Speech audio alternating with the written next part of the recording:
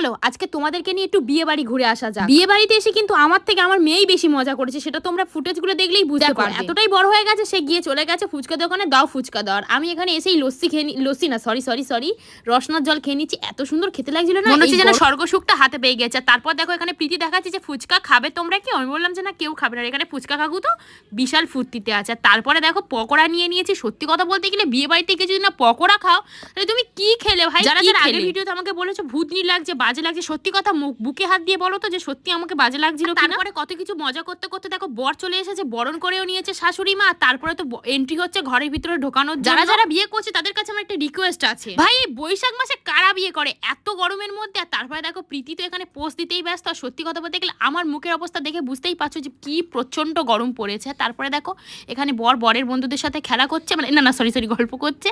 আর এখানে আমি আর একটু যে কোণে ছিল তার সাথে একটু পোস্ট দিয়ে নিলাম। বাই, এখন বাড়ি যাই, তোমরা